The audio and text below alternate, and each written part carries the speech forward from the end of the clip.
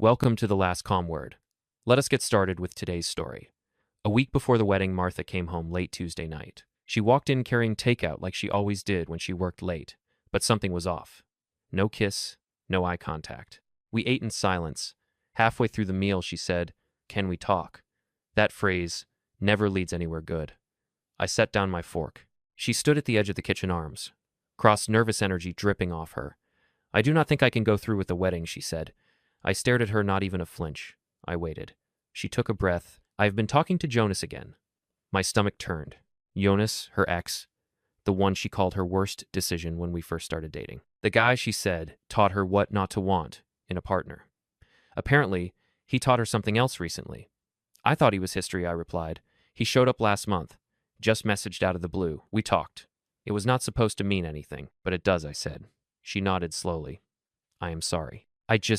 I need space. I need to figure out what I really want. So you are choosing your ex over me," I said flat. She opened her mouth, then closed it. "I do not know yet." "Yeah, you do." She packed a small overnight bag, said she would be at Jenny's for a few days, told me not to overreact. I did not argue.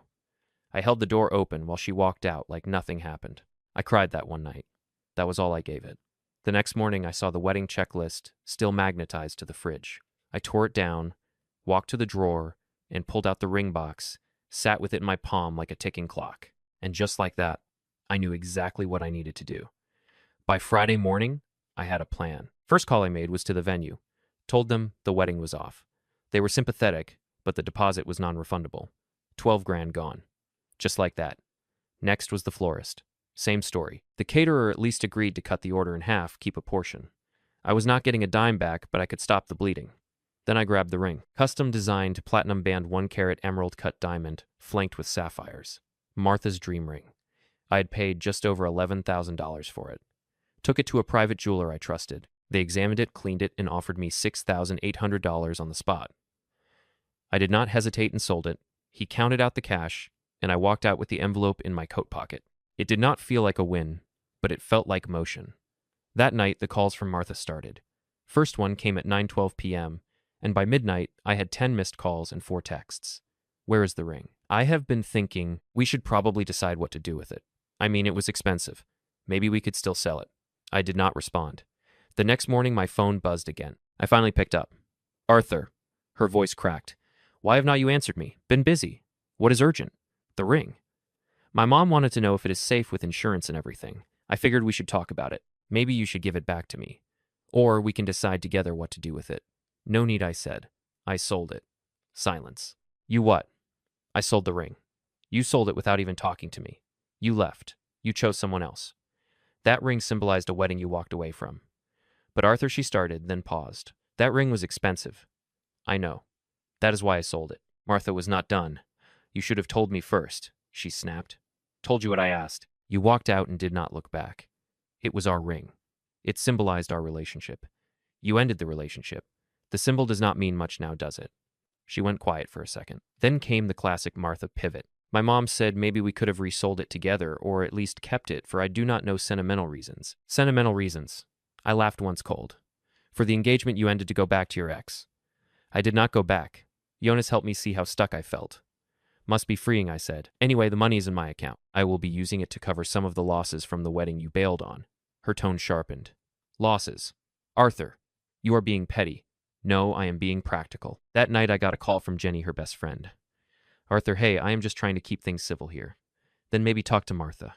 She is just overwhelmed. Her parents are too. Listen, there is a balance left on her dress. They were hoping you could cover it since you know you were the one who made most of the wedding purchases anyway." "Not happening," I said flatly. "It is just the final payment, $1,200. You paid the deposit, right? Does not it make sense to just Jenny?" I cut in, "Tell Martha and her family to stop contacting me for money."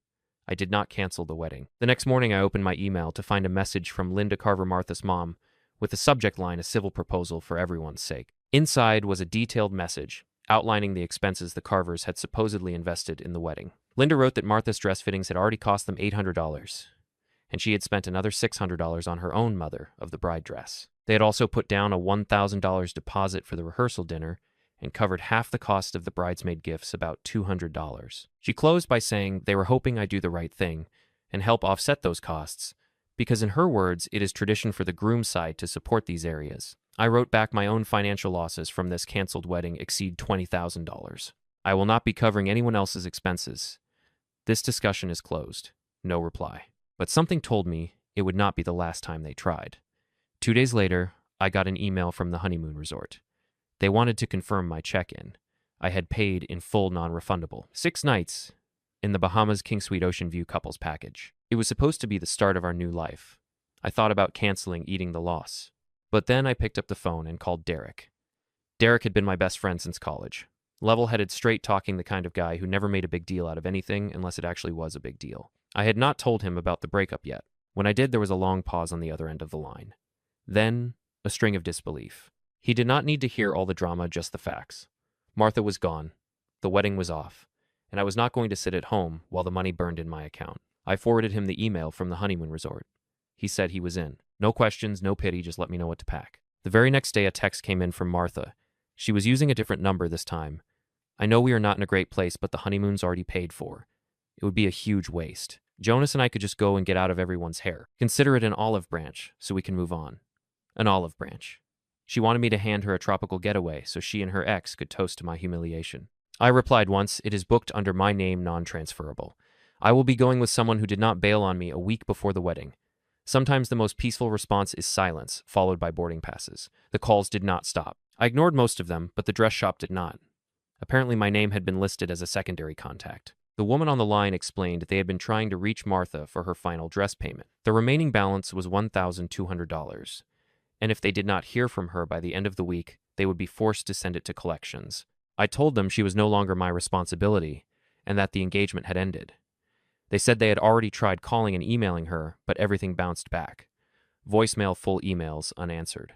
I gave them her updated contact information and told them not to call me again about it. That was the last I heard from the boutique. The next day, Martha left me a voicemail.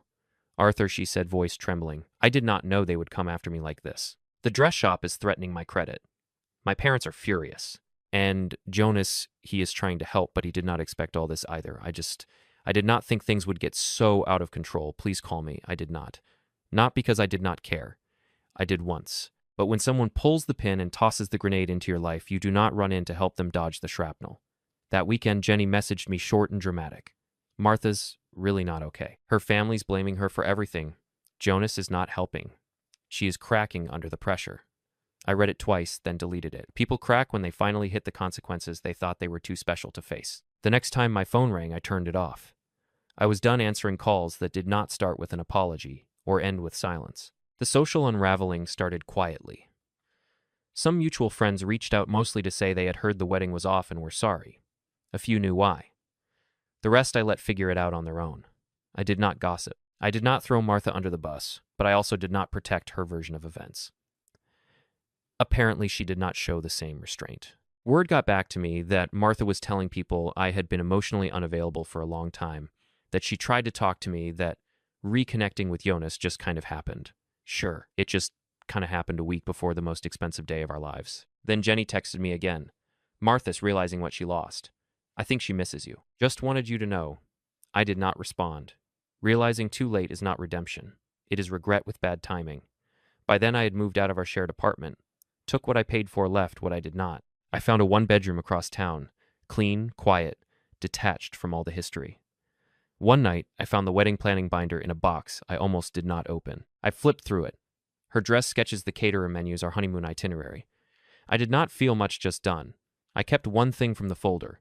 A single sheet I had printed the day after she left. The itemized breakdown of everything I lost. Money deposits, non-refundable bookings. It was not about revenge. It was a receipt for the version of me that did not roll over when life took a swing. I folded it, slid it back into the box, and stored it at the back of my closet. Not for anger, just as proof that I had survived the hit without flinching. 6 months passed cleanly, quietly. I did not date, did not go looking for a rebound. I focused on work, got back in the gym, took some freelance projects I had been putting off, spent time with Derek. The trip with him surprisingly perfect. Beach. No drama. We did not talk about Martha once. Word came through mutual acquaintances that the dress debt had caught up. Her parents refused to bail her out. Jonas did not either. He reportedly said it was not my wedding, Real supportive. She had started making monthly payments, picked up a side job on weekends. Then one afternoon, I ran into her grocery store. She froze. I did not. Arthur, she said, voice small. Martha, you look good. Thanks. She paused. You seem happy. I nodded. I am. She looked like she wanted to say more. But what could she say that would change anything? She just nodded and let me pass. I did not look back. I drove home in silence. Groceries in the back seat, windows down. That night, I pulled out the wedding receipt list again, looked it over, not out of spite, just as a reminder of what I walked away from. The ring did not just cover costs, it brought clarity, and I would never ask for a refund. It is funny what sticks with you. Not the fights, not even the betrayal. What I remember most is standing at that jeweler's counter, holding the ring I had picked out with every intention of forever watching him slide it into a velvet tray. That moment, that was the shift. Not when she walked out, not when her mom asked me to cover the rehearsal dinner outfits like I was still the son-in-law. That was when I realized no one was coming to clean up the wreckage but me, and that no one had the right to keep me in it either. The ring money did not come close to making me whole, but it gave me a handhold enough to get moving. Now I sleep fine. I keep my weekends for myself. I have a view from my new apartment that makes the mornings easier. And yeah, I have started dating.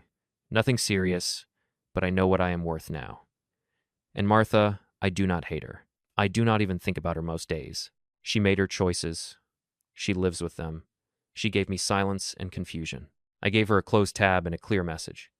You do not get to burn the bridge and expect a ride home. I kept the itemized list.